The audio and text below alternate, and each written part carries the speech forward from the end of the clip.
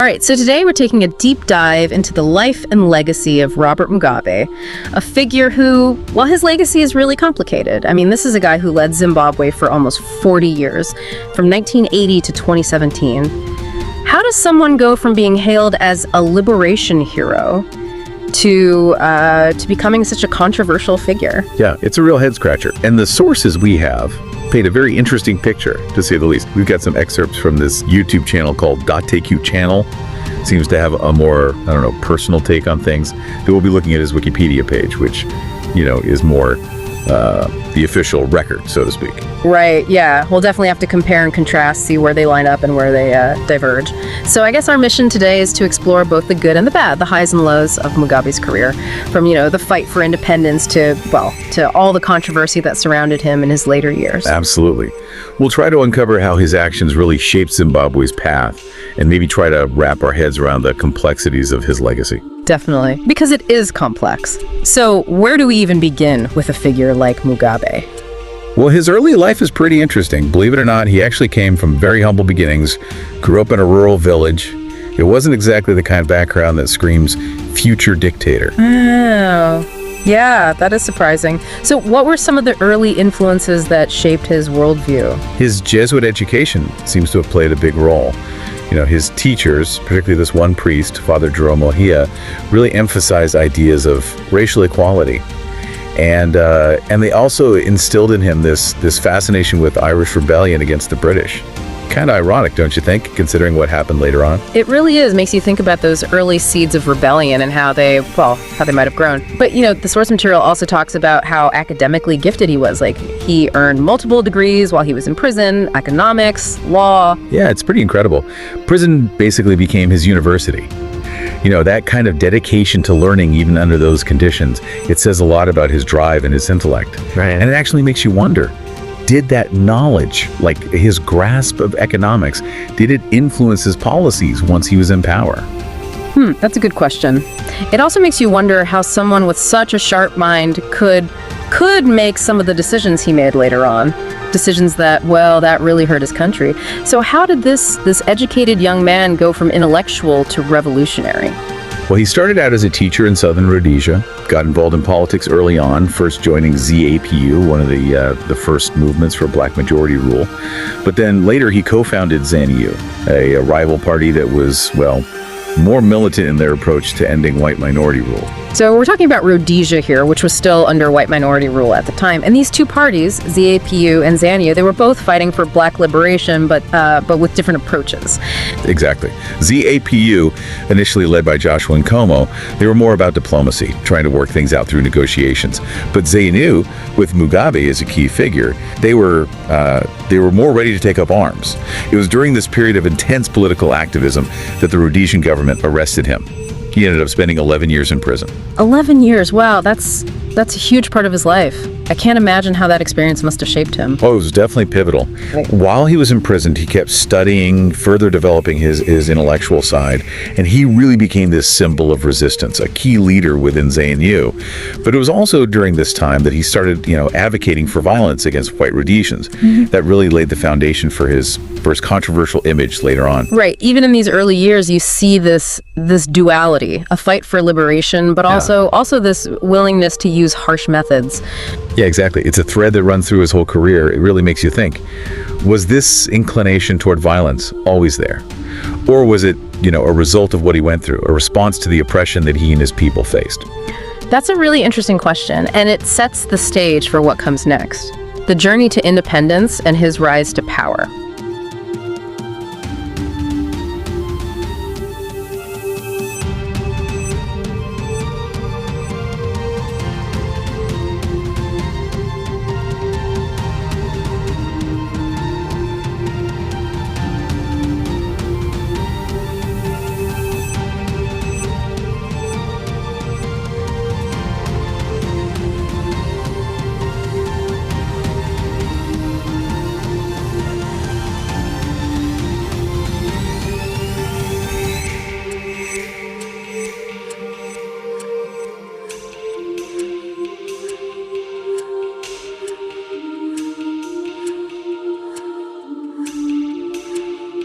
So last time we left off with Mugabe in prison, right? 11 years for speaking out against the Rhodesian government. Really cemented his ideas about using force to get what he wanted. But then he goes from prisoner to leading an independent Zimbabwe. How'd that happen? Well, 1980 was a huge year for Rhodesia. They held their first ever truly democratic elections, and Mugabe, newly released from prison, comes back from exile like a conquering hero. But he knew to win. He couldn't just appeal to the more hardcore supporters. Had to tone it down a bit, play the political game. Exactly. Had to kind of soften his image. Yeah. Focus on bringing people together, reconciliation, appealing to white voters too. And you know what? It worked. He wins the election in a landslide, becomes the first prime minister of the brand new nation of Zimbabwe. That's wild. Talk about a transformation from revolutionary to statesman. But now he's in charge. What happens to all those ideas he had for Zimbabwe? How did they become policy? Right. Well, first, everyone was super optimistic. Right. I mean, they renamed the country, renamed the capital. Mugabe's talking about racial harmony, building a bright future for everyone. He put a lot of resources into education, healthcare, all good stuff. Sounds like he was really trying to make good on his promises. Yeah, to a certain extent. But remember his economics background. That came into play big time. He had this kind of socialist vision, but he also knew how to be practical, knew they needed foreign investment to get things going. So this balancing act, socialist ideals meet economic realities, but didn't he also start consolidating power around this time? The source material mentions something about a ZANU-PF business empire and controlling the media. Oh yeah, you're definitely picking up on that. It's one of those contradictions. No. While he's rolling out social programs, he's also creating a system that benefits his party. Limits other viewpoints, something you see with a lot of post-colonial leaders. This need to maintain stability, but also the temptation of power. Power corrupts, right? But we can't forget about the assassination attempts against him during this time. Talk about pressure. Oh yeah, absolutely. Trying to keep the country from falling apart, dealing with threats to his life, consolidating power. It was intense. Some people argue that all that pressure contributed to his turn towards authoritarianism later on. Yeah. But before we go there, we got to talk about the Gukurahundi, the darkest chapter of his rule. Yeah, this is where things take a dark turn. We're talking about the brutal crackdown on supposed ZAPU supporters in Matabele land back in the 80s. Just horrific violence from what I understand. It was, remember that rivalry between ZANU and ZAPU? Well, after independence, some ex-ZAPU fighters were accused of being dissidents, and Mugabe uses that as an excuse to unleash the 5th Brigade. This special unit, trained by North Korea, loyal only to him, and they targeted the Ndebele people who were mostly associated with ZAPU. I mean, it's hard to even read about the things that happened. Mass killings, torture, rape, villages destroyed, tens of thousands of innocent people dead. How could this happen under the leadership of someone who fought for liberation, promised peace? That's the million-dollar question. The one that hangs over Mugabe's legacy. Some say he saw ZAPU as a threat to his power and just used this as an excuse to eliminate his rivals. Others say it was driven by ethnic tensions, this need to control the Ndebele people. Either way, it was a horrific tragedy. What makes it even worse is that Mugabe never admitted any wrongdoing, just swept it under the rug, called it all a bunch of lies. Yeah, that denial, deflecting blame. It's a big part of how he stayed in power for so long. He controlled the narrative, intimidated the media, made it dangerous to speak out against him. It's chilling. It's like those ideals of freedom and justice got lost somewhere along the way. It really is a tragedy. And the Gukurahundi wasn't the only example of this violence and intimidation. He used it to get what he wanted. And we see that same pattern again with the land seizures starting in the late 90s. Right, the land seizures. This is when his government started forcibly taking land from white farmers, saying it was about righting historical wrongs, redistributing land to black Zimbabweans. Was it really about land reform, though? Or was there something else going on? It's complicated. On the one hand, land ownership in Zimbabwe was a direct result of colonialism. White farmers owned way more than their fair share of the good land, while a lot of black Zimbabweans had no land or were pushed onto less fertile land. So land reform made sense. So redistributing the land was a worthy goal, but it sounds like the way it was done was the problem. Yeah, instead of a carefully planned, equitable process, it was chaotic and violent. White farmers were driven off their land with little to no compensation. What about the black Zimbabweans who were supposed to benefit from all of this? Did they actually get the land and the support they needed to farm it? That's where things get messy. The government didn't really have a plan for how to redistribute the land. A lot of the people who got it didn't have the resources or the skills or the infrastructure to farm it successfully. And all the violence surrounding the seizures completely disrupted agricultural production. So Zimbabwe's agricultural output just tanked. Wow. So even though the idea of land reform might have been good, the way it was done really backfired. You could say that. It was this mix of genuine goals and political maneuvering. Mugabe was facing more and more opposition. The economy was struggling. By targeting white farmers, he could rally his base, shift the blame, make himself look like the champion of the people. Almost like a distraction from the country's other problems, but there had to be consequences, right? Big time. The land seizures wrecked the Zimbabwean economy. Agricultural production plummeted. Food shortages. People had to rely on foreign aid. The economy went into a tailspin. Hyperinflation went through the roof. Yeah, I remember reading about people having to carry around bags of cash just to buy groceries. It must have been a nightmare. A total economic collapse. And of course, the international community responded with sanctions, which just isolated Zimbabwe even more and made the crisis worse. But even with everything falling apart, Mugabe just wouldn't let go of power. Became more and more authoritarian, more paranoid. And isn't this around the time that Grace Mugabe, his second wife, starts to play a bigger role? Their relationship was quite a scandal, especially since it started while his first wife, Sally, was still alive. You're right, Grace was a lot younger than him, and their relationship kind of became the symbol of how out of touch Mugabe was with the everyday struggles of Zimbabweans. And Grace, she quickly became known for her extravagant lifestyle and her political ambitions. She was a powerful figure in ZANU-PF. Some even thought she might take over from Mugabe. Yeah, her rise in the party was controversial. A lot of the old guard saw her as power-hungry and unqualified, and her growing influence combined with the country's worsening situation. Well, it all set the stage for a major showdown, but that's a story for next time. So we're in the 2000s now, and things are, well, they're not looking good for Zimbabwe. The economy's in shambles. Mugabe's grip on power is slipping.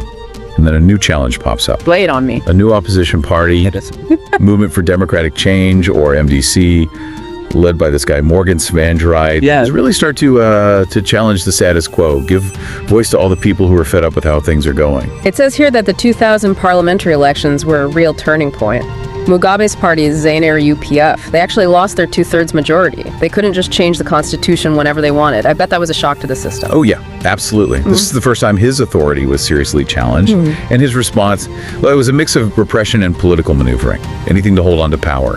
And then the 2002 presidential election was even worse, right? It was full of violence. Accusations of rigging Mugabe seemed desperate to stay in control. It was a mess. The international community condemned it as totally unfair. More sanctions against Zimbabwe, which just made the economic situation even worse. So you've got the opposition gaining strength. The economy is on life support. The world's turning against him. What was going through Mugabe's head at this point? Did he realize how badly he'd messed things up? Hard to say. He kept blaming the West for Zimbabwe's problems. Said the sanctions were just another form of colonialism. It seemed like he was living in this bubble surrounded by people who just told him what he wanted to hear. Classic case of losing touch with reality. But even with all this going on, he still managed to hold on to power for another 15 years. How? Well, he still had some support, especially from those who remembered him as the liberation hero. Plus, he controlled the military and the security forces, used violence and intimidation to silence anyone who spoke out against him. And he was a master at manipulating people, dividing his opponents, playing them against each other. Then came the 2008 elections, which were even more controversial than the last ones. Tsvangirai and the MDC looked like they might actually win, but the violence after the first round was just horrific. It was a bloodbath. Hundreds of MDC supporters were killed or injured. Tsvangirai had to withdraw from the runoff for his own safety. Mugabe wins, but it was a hollow victory. Everyone knew it was rigged. Even some African leaders started to distance themselves from him. This is where his grip on power really starts to weaken, right? Even his allies are like, okay, this is too much. Exactly. The pressure was on for him to step down. But instead of resigning, he agrees to this power-sharing deal with Tsvangirai. The Southern African Development Community helped broker it. Mugabe stayed on as president, but Tsvangirai became prime minister. Supposed to stabilize the country, lead to a peaceful transition. So did it work? Did they actually try to work together? Not really. It was a dysfunctional relationship. Mugabe didn't want to give up any real control, and he kept undermining Tsvangirai. The economy didn't recover. Human rights abuses continued. It bought them some time, but it didn't fix anything. What a mess. So what finally brought Mugabe down? Well, in 2017, at 93 years old, Mugabe makes a huge mistake. He fires his vice president, Emmerson Mnangagwa. Most people saw it as a way to pave the way for his wife, Grace, to take over. Wow, talk about a miscalculation. I guess he underestimated how angry that would make people within his own party. Big time. A lot of people in ZANU-PF didn't like Grace. They thought she was unqualified and power-hungry. They were worried she'd ruin the country. And the military, which had always been loyal to Mugabe, they decided to step in. Fun way. Yep, they put him under house arrest and demanded he resign. I bet people were freaking out after all those years Mugabe's actually out. People were celebrating in the streets. Relief, hope, maybe a little disbelief. The Mugabe era was finally over. What happened to Grace after that? She basically disappeared from public life. Kept a low profile. Yeah. Her political dreams were crushed. So Mugabe is out, Mnangagwa. A new chapter for Zimbabwe. What about Mugabe? Did he ever regret anything? Did he show any remorse for all the damage he'd done? He lived for 2 more years after he was forced out. Died in 2019. Sometimes he sounded bitter about what happened, called it a coup, defended his record. But he never really admitted any wrongdoing. Sounds like he went to his grave thinking he was right. Yeah, maybe. He was a complicated guy. He thought of himself as a liberator, even though he became an oppressor. His legacy is full of both good and bad. It shows how a fight for freedom can turn into a reign of terror, how power can corrupt even those with good intentions. So after this deep dive into the life of Robert Mugabe, what are the takeaways? What can we learn from all this? I think it's a warning about what happens when power goes unchecked. Mugabe shows us how a hero can become a dictator, how a movement for liberation can become oppressive. It's a reminder that we always have to hold our leaders accountable, that a free press and a strong civil society are so important for preventing abuses. It's also a reminder that history isn't black and white. Mugabe was shaped by his time, by his experiences, by colonialism, the Cold War, the complexities of African politics. He was a liberator and a tyrant, a visionary and a despot, all at the same time. Exactly. His story makes us confront those contradictions, to see the nuances of history, to understand that even people who do terrible things can also do great things, and that the fight for justice and equality never ends. I like that. Well said. So that wraps up our deep dive into the life and legacy of Robert Mugabe. A journey through Zimbabwean history full of hope and despair, resilience, and ultimately a reminder of the strength of the human spirit. It's been a fascinating conversation, and I hope it inspires our listeners to keep learning, keep questioning, keep trying to understand this complex world we live in. Well said. Until next time, keep asking those tough questions and keep searching for those deeper understandings.